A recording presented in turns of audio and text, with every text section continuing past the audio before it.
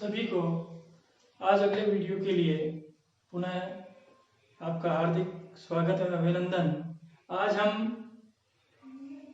पिछले वीडियो के अगले भाग से आगे बढ़ेंगे। माहेश्वर सूत्र भाग 2, उससे संबंधित किस प्रकार परीक्षा में प्रश्न पूछे जाते हैं उनके बारे में कुछ बातें जानेंगे, जिससे हमारा ज्ञान वर्धन हो सके और हम आगे परीक्षा में उसको उपयोग में ला सकें। पिछले वीडियो में हमने बताया था माहेश्वर सूत्र कितने होते हैं, किस प्रकार उनको लिखे जाते हैं। एक बार पुनः मैंने आपके सामने लिख दिए हैं।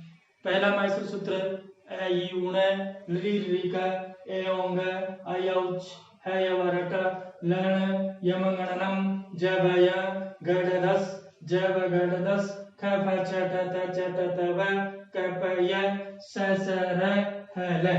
इस प्रकार ये 14 माहेश्वर सूत्र हमारे समक्ष आ जाते हैं। इन 14 माहेश्वर सूत्रों का निर्माण कैसे हुआ था वो भी हमने बता दिया था पिछले वीडियो में, भगवान शिव के डमरू से।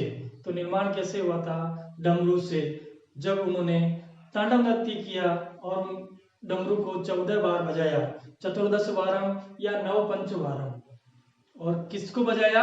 ढक्का। परीक्षा में पूछा जा सकता है डमरू पदे या डमरू शब्दस्य अर्थ अस्ति या मतलब संस्कृत शब्द अस्ति, तो उसका होगा ढक्का, यानी डमरू यानी ढक्का। तो माहेश्वर सूत्र कति प्रश्न आता है तो इसमें कोई भी डाउट, कोई कंफ्यूजन, किसी भी प्रकार का कोई भी कंफ्यूजन नहीं होना चाहिए, क्योंकि 14 ही माहेश्वर सूत्र है, इसके अलावा कोई भी माहेश्वर सूत्र नहीं है। क्योंकि भगवान शिव ने डमरू को कितनी बार बजाया था? 14 बार बजाया था। चतुर्दश, तो चतुर्दश ही उत्तर सही होगा। एक बार हम इसके वैज्ञानिक क्रम के ऊपर नजर डाल लेते हैं कि इसका वैज्ञानिक क्रम क्या है इन माहेश्वर सूत्रों का। तो हम यदि इसको बिल्कुल सूक्ष्म दृष्टि से देखते हैं तो हम पाते हैं कि सूत्र संख्या 1 से लेकर 4 तक में क्या आ गए? सभी स्वर आ गए, यानी अच प्रत्याहार। अच प्रत्याहार आ गया 1 से लेकर 4 में। अच प्रत्याहार का मतलब स्वर। कितने स्वर हो गए? 9 स्वर हो गए। अगला है सूत्र संख्या 5 और 6 के अंदर। सूत्र संख्या 5 और 6 के अंदर आए अंतस्थ व्यंजन। अंतस्थ व्यंजन सूत्र संख्या 5 और 6 में। सूत्र संख्या 7 से 12 तक, सूत्र संख्या 7 से 12 तक स्पर्श व्यंजन वर्ण आए हैं। और स्पर्श व्यंजन वर्ण कौन से हैं? वर्गीय व्यंजन, जिनको हम कहते हैं कैसे लेकर मैं तक के वर्ण। लेकिन यहाँ पर इनका क्रम थोड़ा उल्टा दे रखा है। सर्वप्रथम इसमें वर्गों के पंचम वर्ण आए हैं, उसके बाद इसके अंदर चतुर्थ वर्ण, उसके बाद तृतीय वर्ण, और उसके बाद द्वितीय वर्ण, और उसके बाद में सबसे लास्ट में वर्गों के प्रथम वर्ण आए हैं। उसके बाद सूत्र संख्या 13 और 14 के अंदर उष्म व्यंजन आए हैं, जिनको हम सर प्रत्याहार के नाम से जानते हैं, उष्म व्यंजन। इस प्रकार ये वैज्ञानिक क्रम इनका दे रखा है। और हल वर्ण कहते हैं इनको, यानी सूत्र संख्या 5 से लेकर 14 तक क्या हो गए? सारे के सारे हल वर्ण हो गए, जिनको हम व्यंजन के नाम से जानते हैं। और हल वर्णाकति 33 इन माहेश्वर सूत्रों में दे रखे। अब हमारे दिमाग में प्रश्न आना चाहिए, 9 वर्ण 9 स्वर होते हैं, तो जो दीर्घ स्वर होते हैं वो कैसे आते हैं? वो महर्षि पाणिनि ने जो स्वर सूत्र दिया है वो सूत्र है अस्यत्व सूत्र से। वो हम इनको इनके समान दीर्घ वर्णों को सम्मिलित करते हैं या पढ़ते हैं। माहेश्वर सूत्र कति चतुर्दश हो गए। अब प्रत्याहार संख्या कति और प्रत्याहार विधायक सूत्र कौन सा है, इस बारे में हम प्रश्न भिन्न भिन्न प्रकार से पूछा जा सकता है। केवल अपने को समझ की आवश्यकता होती है और उस प्रश्न को करने का तरीका किस प्रकार आना चाहिए। जैसे प्रत्याहार विधायक सूत्र अपने को पता है, हमने पिछले वीडियो में पढ़ा था आदिरंतेन संहिता। क्या पढ़ा था आपने? आदिरंतेन संहिता। अब यहाँ पर प्रश्न जो पूछा है रिक्त स्थान भरना पूछा है, रिक्त स्थान पूर्यतु, यानी इस सूत्र यदि अपने को याद में है तो संहिता भी नहीं आएगा, क्योंकि पराय सन्निकर्ष संहिता होता है वो संधि विधायक सूत्र होता है। पराय सन्निकर्ष संहिता, दोनों शब्द नहीं आएंगे। अगला शब्द होता है संहिता या कौपिन। संहिता शब्द आएगा तो इसका आंसर क्या हो गया? स ऑप्शन सही हो गया, इसमें संहिता आएगा। अब अगला प्रश्न दिया है एच प्रत्याहारस्य क्रमे अस्ति। अब इसमें से किसी भी प्रत्याहार का क्रम पूछा जा सकता है, जरूरी नहीं है कि एच प्रत्याहार का क्रम ही अपने को पूछे। इनमें से कितने 42 प्रत्याहार बताए थे मैंने, 42 प्रत्याहार बना सकते हैं द्विचत्वारिंशत लघु सिद्धांत कौमुदी के अनुसार। तो इन 42 प्रत्याहारों में से किसी का भी क्रम पूछा जा सकता है या इनको रिक्त स्थान में पूछा जा सकता है।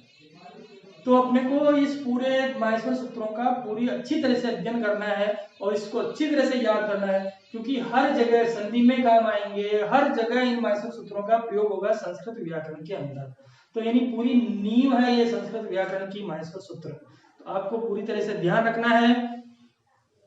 एच प्रत्याहार से क्रम अस्ति। अब एच प्रत्याहार वर्णमाला में जो हम वर्णमाला लिखते हैं उसमें अलग क्रम से लिखते हैं और प्रत्याहार में अलग क्रम लिखा हुआ है, यही मिस्टेक हम कर देते हैं और हमारा प्रश्न गलत हो जाता है। जैसे वर्णमाला में हम लिखते हैं ए आई ओ औ लिखते हैं, जबकि एच प्रत्याहार का क्रम है ए ओ आई औ। यहाँ देख लीजिए, ए ओ हलंत को नहीं गिनेंगे, आई औ 4 वर्ण होते हैं एच प्रत्याहार में, और किसमें लिखा हुआ है, ब में लिखा हुआ है।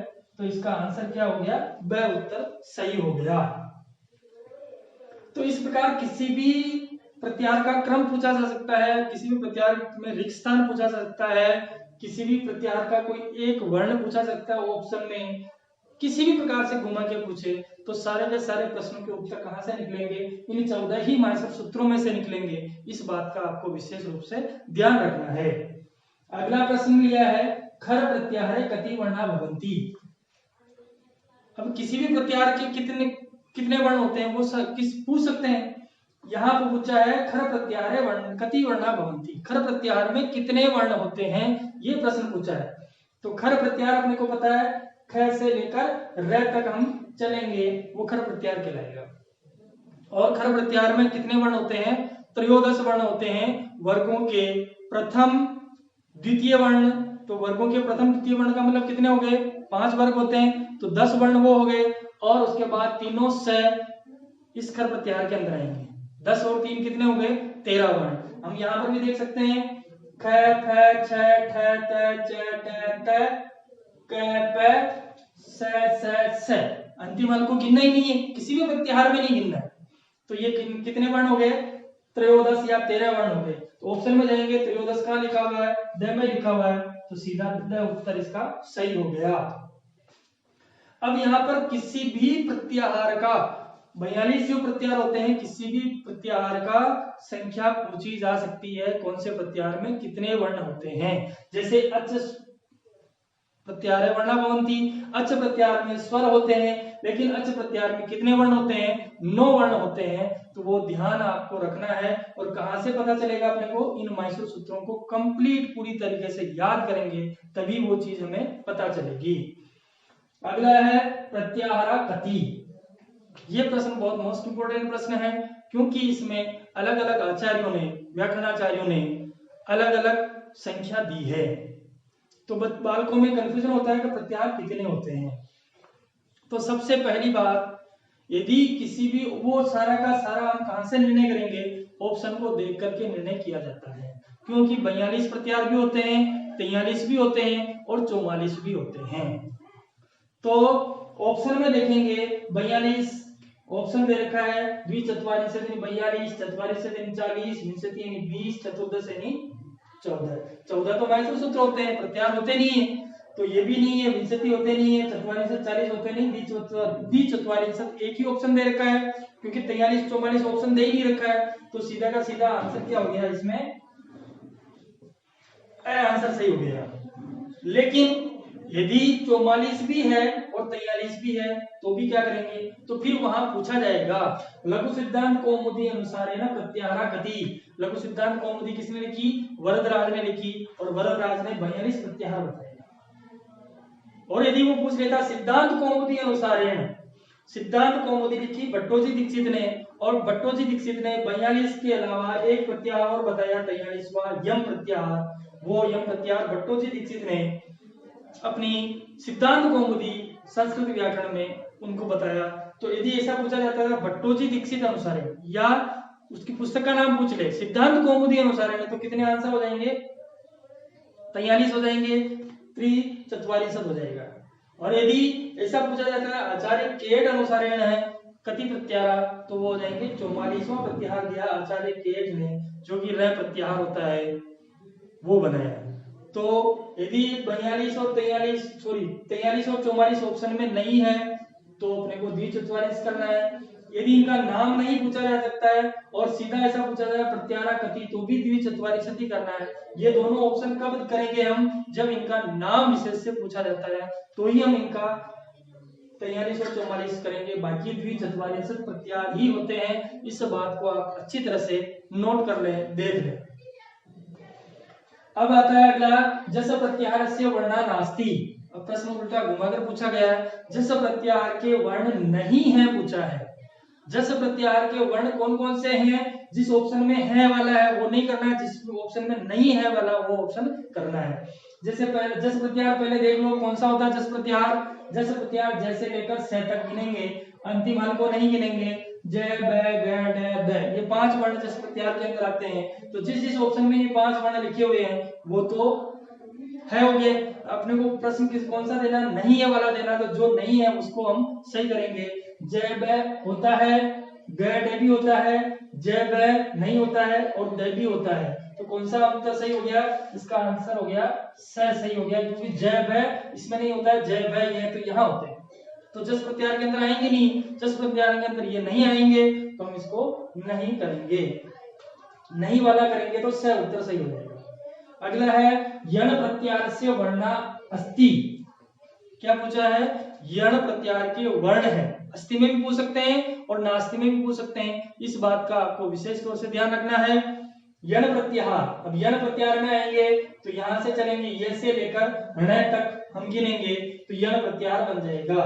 तो यण प्रत्याहार में ये व र और ल 4 वर्ण होते हैं। यण प्रत्याहार में अंतस्थ वर्ण होते हैं। तो कहां आ रहा है ये व र?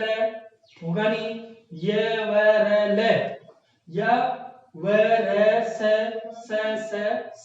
कौन सा होगा? ये व र ल ऑप्शन सही है, क्योंकि यण प्रत्याहार में अंतस्थ व्यंजन होते हैं। लेकिन यहाँ पर भी क्रम का ध्यान रखना है, ये व र और ल आता है, जबकि वर्णमाला में हम क्या लिखते हैं? ये र ल व लिखते हैं, वो भी विशेष तौर से ध्यान रखना है। तो इस प्रकार यण प्रत्याहार का क्रम वर्ण पूछा है तो किसी भी प्रत्याहार के वर्ण पूछे जा सकते हैं। अपने को पूरी तरीके से इन मैसूर सूत्रों में से ही सारे प्रश्नों का निर्माण होगा, इस बात का आपको विशेष ध्यान रखना है। प्रश्न को कैसे पूछा गया है, किस प्रकार घुमाकर पूछा गया है और कैसे सीधा पूछा गया है, ये सारी चीजें आपको ध्यान रखेंगे तभी आप इन प्रश्नों को कर पाएंगे। आते सबको है, लेकिन गलती कहाँ होती है? हम जल्दबाजी में या भावावेश में आकर के प्रश्न को पूरा पढ़ते नहीं है और उसका आंसर दे देते हैं, तो हमारे लिए गलत साबित हो जाता है। जैसे एच प्रत्याहार का क्रम पूछा है तो क्रम में विशेष ध्यान रखने वाली बात होती है। किसी का भी क्रम पूछे विशेष अपने को ध्यान रखना होगा। जस प्रत्याहारस्य वर्णा नास्ति, नास्ति वाला प्रश्न आया है वो भी ध्यान रखना है। तो इस प्रकार हम 42, 43 और 44 वाला जो कंफ्यूजन होता है वो भी हम देख चुके हैं, पढ़ चुके हैं। अब यदि हम थोड़ी सी और इसके ऊपर दृष्टि डालें मैसूर सूत्रों पर, तो हम पाएंगे कि इसके अंदर जो है वर्ण है वो 2 बार है। वर्णों के बीच में जो आने वाले वर्णों में से है वर्ण 2 बार आया हुआ है।